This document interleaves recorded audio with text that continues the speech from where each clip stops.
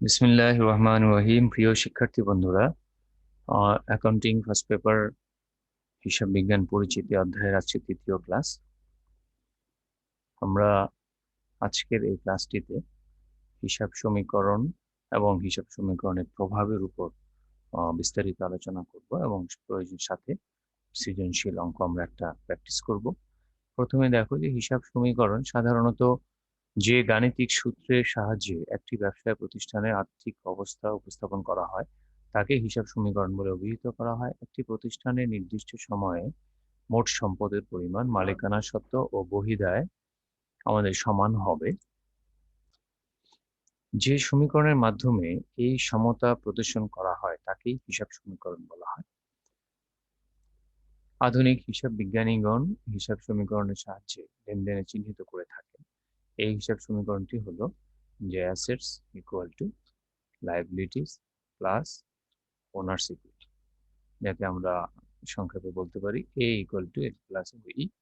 এখানে এ হচ্ছে সম্পদ, এল হচ্ছে দায় এবং ও ই হচ্ছে মালিকানা সত্ত্ব।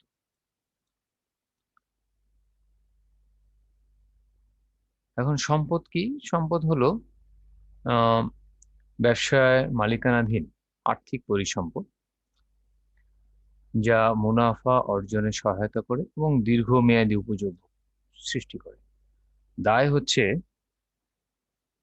প্রতিষ্ঠানের সম্পদের উপর তৃতীয় পক্ষের দাবি যা ভবিষ্যতে পরিশোধ করতে হবে।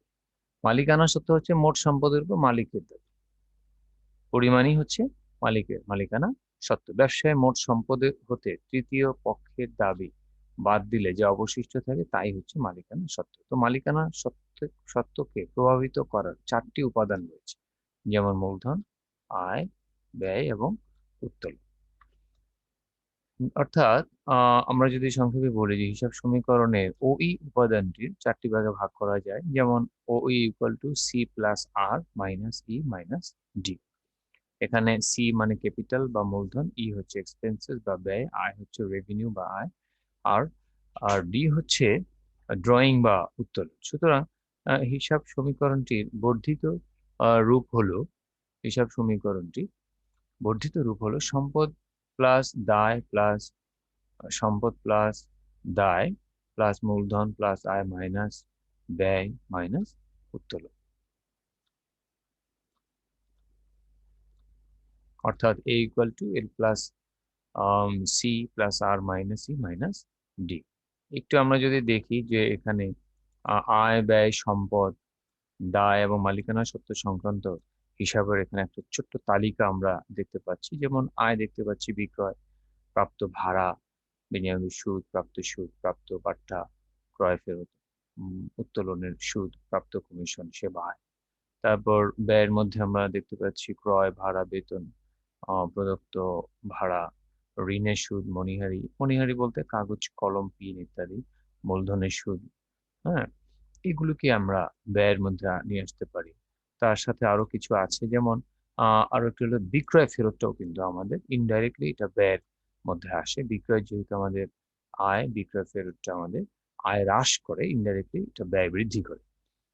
তারপরে দেখো সম্পদের মধ্যে আমাদের আছে নগদ বা হাতে নগদ, ব্যাংকে জমা, প্রাপ্য হিসাব বা দেনাদার, সমাপনী, মজুত পণ্য, কলকবজা, ভূমি, দালান, কম্পিউটার, মোবাইল, অগ্রিম খরচ। এগুলো হচ্ছে আমাদের সম্পদের তালিকায় আসবে। প্রদেয় দায়ের মধ্যে আসবে প্রদেয় হিসাব বা বিবিধ পাওনাদার, ব্যাংক জমা, অতিরিক্ত প্রদেয় নোট বা প্রদেয় বিল বা বকেয়া খরচ।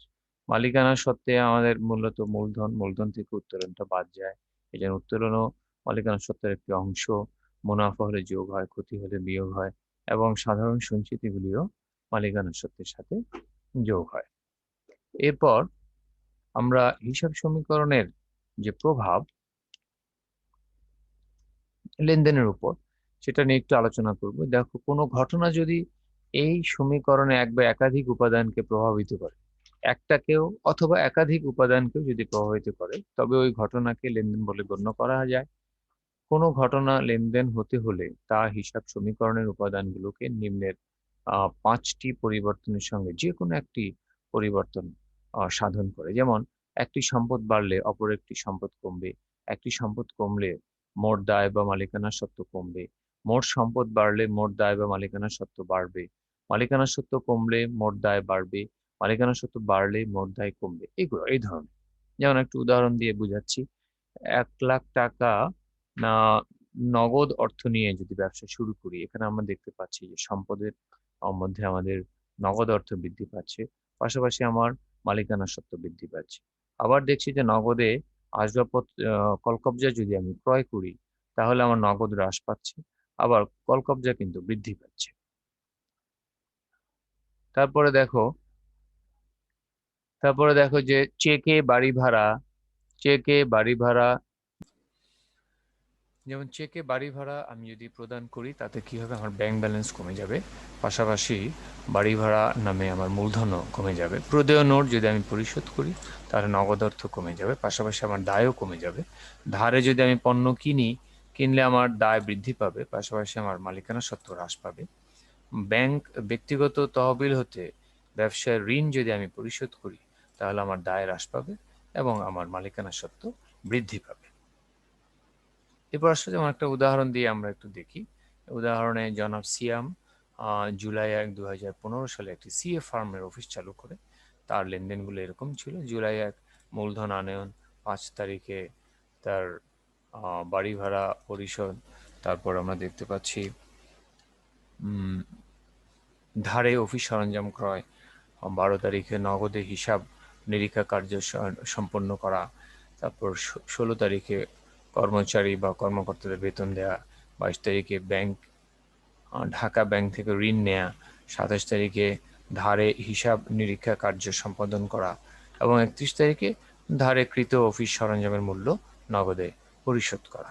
এবং এটাকে যদি আমরা দুটোভাবে আলোচনা করি, যে হিসাব সমীকরণের উপাদানের উপর প্রভাব, এটা একটা, আর একটা হচ্ছে সমীকরণের প্রমাণ।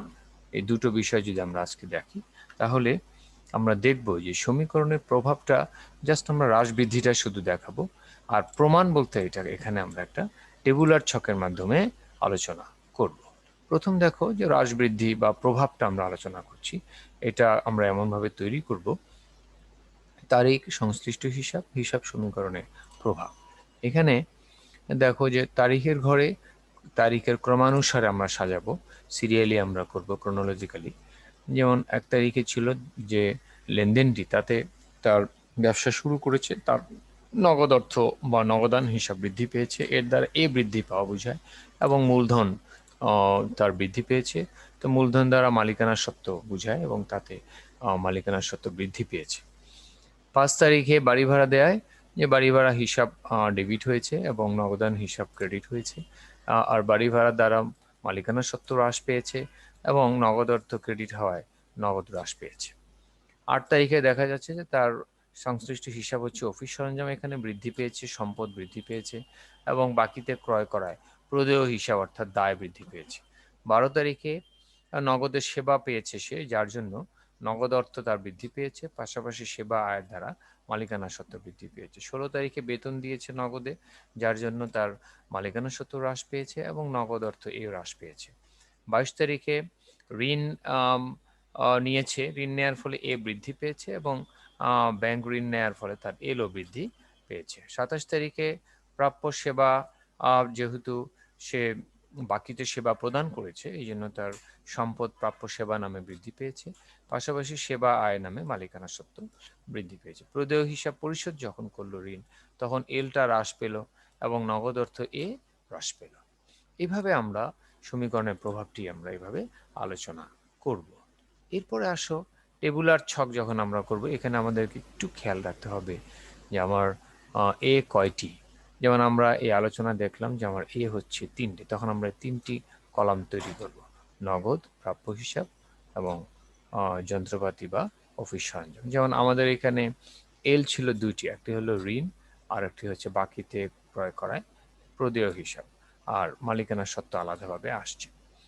আর মন্তব্যে কি আসবে একটু মনে রাখবো, আমরা মালিকানা সত্ত্বের সাথে সংশ্লিষ্ট বিষয়গুলি আমার মন্তব্যে আসবে, অর্থাৎ ও ই রিলেটেড, C+R-E-D সংক্রান্ত বিষয়গুলি আমাদের আসবে মালিকানা সত্ত্বের সাথে। এখন আমরা সিরিয়ালি যদি দেখি, তাহলে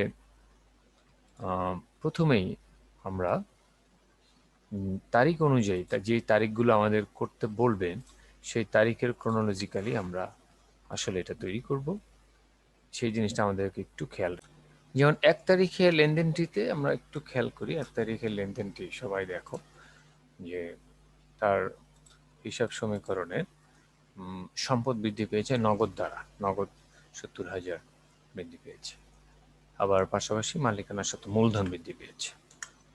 তারপরে যদি আমরা দেখি 5 তারিখে তার নগদ হ্রাস পেয়েছে, যেহেতু খরচ হয়েছে, মালিকানা সত্ত্ব হ্রাস পেয়েছে। 8 তারিখে অফিস সরঞ্জামের ফলে যন্ত্রপাতি বৃদ্ধি পেয়েছে, বাকিতে হওয়ায় প্রদেয় হিসাবও বৃদ্ধি পেয়েছে। 12 তারিখে নগদ বৃদ্ধি পেয়েছে 20,000, পাশাপাশি আয় হয়েছে, মূলধন বৃদ্ধি পেয়েছে। 16 তারিখে নগদ হ্রাস পেয়েছে 36,000, পাশাপাশি মূলধনও হ্রাস পেয়েছে 37,000। 22 তারিখে নগদ 50,000 টাকা বৃদ্ধি পেয়েছে, আর যেহেতু ঋণ নিয়েছে ঋণও 50,000 বৃদ্ধি পেয়েছে। 27 তারিখে বাকিতে পণ্য সার্ভিস দেয় তার সম্পদ বৃদ্ধি পেয়েছে প্রাপ্য হিসাব নামে, পাশাপাশি আয়ও বৃদ্ধি পেয়েছে, যার জন্য মালিকানা সত্ত্ব বৃদ্ধি পেয়েছে। 31 তারিখে তার দায় পরিশোধ হয়েছে, যার জন্য প্রদেয় হিসাব হ্রাস পেয়েছে, পাশাপাশি নগদও হ্রাস পেয়েছে। এবং সর্বশেষ দেখা যাচ্ছে প্লাস মাইনাস করে আমার নগদের ব্যালেন্স আসছে 64,000, প্রাপ্য হিসাব 25,000, যন্ত্রপাতি 40,000, ঋণ 50,000, প্রদেয় হিসাব 10,000 এবং মূলধন আসছে 69,000। এভাবে টোটাল আমার এ আসছে 1,29,000 এবং এল প্লাস ওই 1,29,000। এটাকে বলা হয় প্রমাণ। এইটার দ্বারাই আমরা প্রমাণ করেছি যে হিসাব সমীকরণটি সঠিক, অর্থাৎ A equal to L plus E ওই, এটা প্রুভড। তবে এই সমীকরণটি আমরা আমি যেটা তোমাদের দেখিয়েছি সেটা কিন্তু সরাসরি আমরা করেছি। আর একটা আছে যে ব্যালেন্সিং করে করা যায়, প্রতিদিনের সাথে সাথে প্রতিদিনের ব্যালেন্স করে করে, যেটার চিত্র তোমরা এখনই পাচ্ছ। নেক্সট স্লাইডে আমি এখন দেখাচ্ছি তোমাদের, দেখো। হ্যাঁ, এখানে এই যে সিয়ামের 2015 সালের জুলাই মাসের লেনদেন সমূহের প্রভাব হিসাব সমীকরণের উপর বিস্তারিত প্রদর্শন করা হলো। অর্থাৎ এখানে পার্থক্যটা হতো শুধু এই উদ্বৃত্ত নামে একটা কলাম আমরা করবো, যেটা আমি একটু হাইলাইট করছি তোমাদের। এই উদ্বৃত্ত নামে আমি কলামটা করেছি। প্রতিটি লেনদেনের শেষে এইভাবে একটা উদ্বৃত্ত নামে একটা কলাম করেছি। এইভাবেও করা যাবে। আর একটা করা যাবে যে ডাইরেক্ট তুমি করে লাস্টে একটা ব্যালেন্স টেনেও তুমি এটা সম্পূর্ণ করতে পারবে। তো আশা করি আজকের ক্লাসে তোমাদের হিসাব সমীকরণের বিষয়টি আগের থেকে ইমপ্রুভ হবে এবং এর একটা স্বচ্ছ ধারণা আমার বিশ্বাস তোমরা পেয়েছো, এবং এটার উপর অনুসরণ করবে, অনুশীলন করবে। তো সবাই ভালো থাকো। আল্লাহ হাফেজ। আসসালামু আলাইকুম।